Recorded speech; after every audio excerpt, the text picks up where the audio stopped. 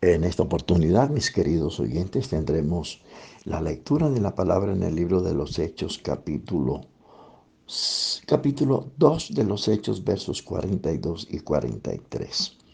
Y perseveraban en la doctrina de los apóstoles, en la comunión unos con otros, en el repartimiento del pan y en las oraciones.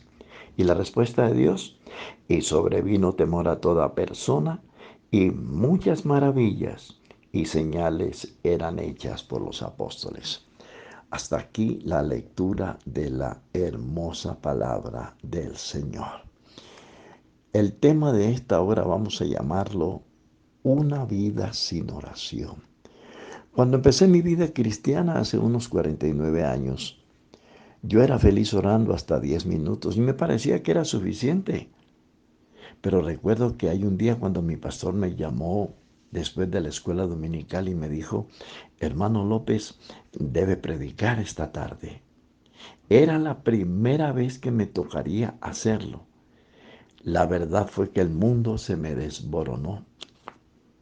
La única solución que encontré fue irme a mi apartamento. En ese tiempo yo estaba soltero, no era pastor.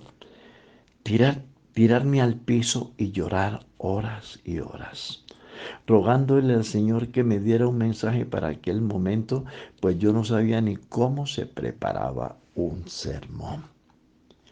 Esta tarde llegué con temblor y un gran temor al templo, pero yo sentía que Dios iba a hacer algo especial. No temas, yo estoy contigo, dice el Señor. Esa comunión íntima con el Dios supremo y único se convirtió en una enorme fortaleza para mí. Ese día comprendí el enorme valor de la oración. Ese día entendí que es imposible vivir sin ellas. A partir de aquella experiencia empecé a levantarme en las primeras horas de la madrugada y ya no eran 10 minutos. Eran horas y horas en la compañía de mi Rey soberano. Mi vida cristiana y mi espiritualidad empezó a crecer con signos elevados y Dios empezó a usarme en una forma extraordinaria desde mi niñez espiritual.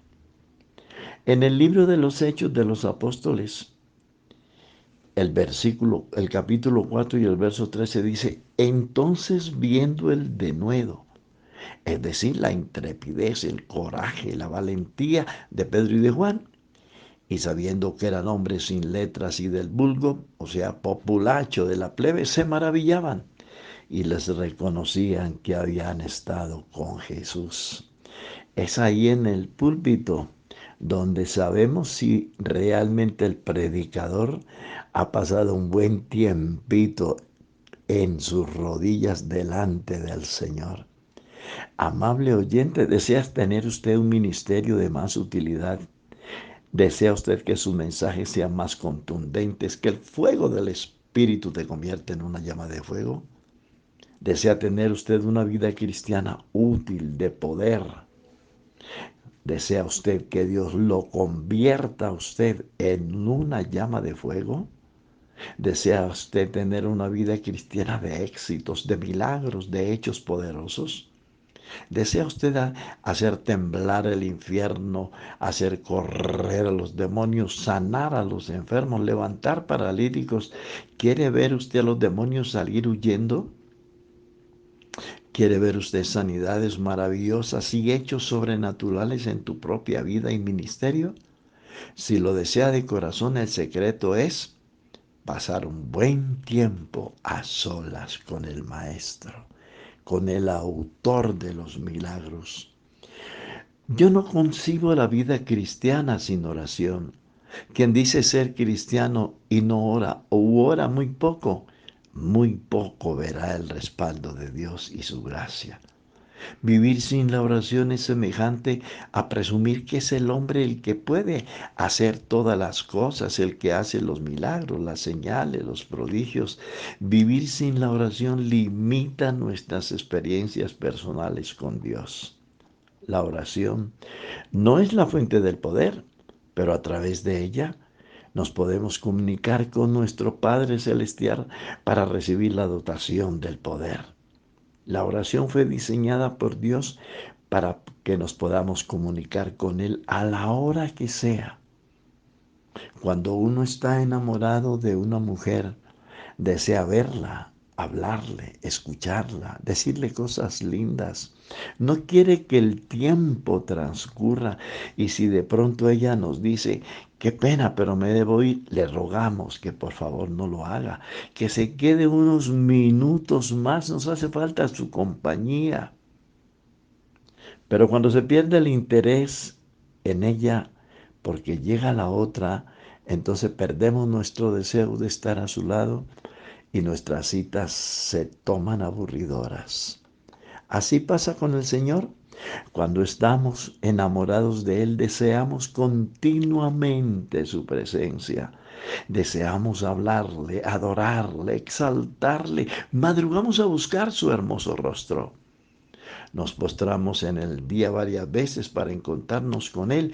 Queremos estar continuamente en ese hermoso idilio, en ese amorío con el Señor de los señores, con nuestro único y verdadero amor.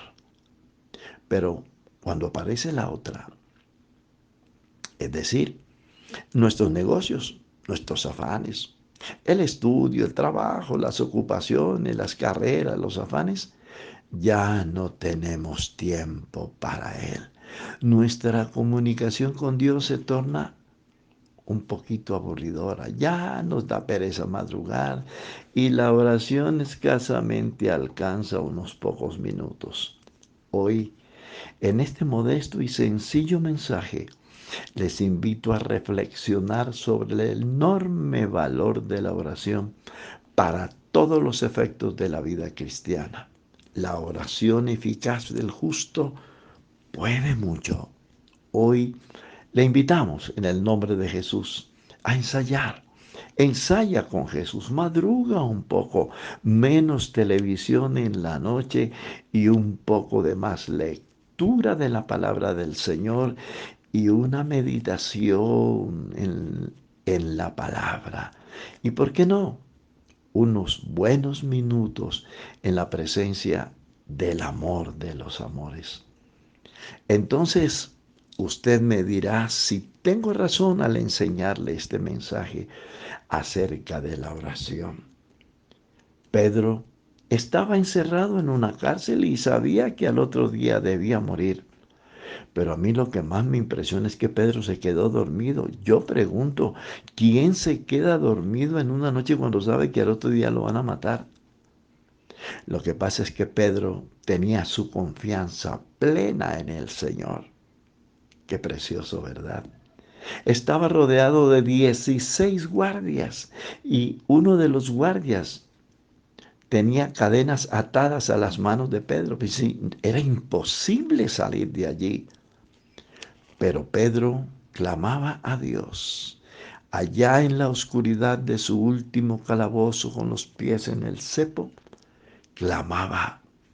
Y dice la Biblia que de la noche a la mañana, en respuesta a la oración que hacía la iglesia en Jerusalén de día y de noche, pero aquí hay algo que anotar, que la iglesia en Jerusalén no mandó a buscar un abogado, no fue a buscar a un representante de la justicia humana, no, la iglesia oraba y hacía oración sin cesar por él. Y de la noche a la mañana y en respuesta a la petición vino el ángel del Señor. Le quitó las cadenas, le abrió la puerta del calabozo. Los soldados no se dieron cuenta a qué horas el Señor sacó a Pedro de la cárcel, pasó la segunda reja y finalmente abrió el ángel la puerta central y lo dejó afuera. Es que cuando caminamos con Dios, las puertas del éxito se abren solitas. Hoy Dios nos invita a recalcar en la oración. Te invito para que madrugues un poco más. Levántate un poquito más temprano. Mis pastores antiguos, mis pastores fueron el hermano Domingo Zúñiga, el hermano Eliseo Duarte, el hermano Tito Trujillo, y ellos me enseñaron que el cristiano debe levantarse antes de que el sol lo haga. De ellos aprendí a estar de rodillas en las primeras horas de la madrugada y ver un ministerio de poder, de éxito y de cosas extraordinarias. Dios te bendiga y te ayude a buscar a Dios a través de la oración.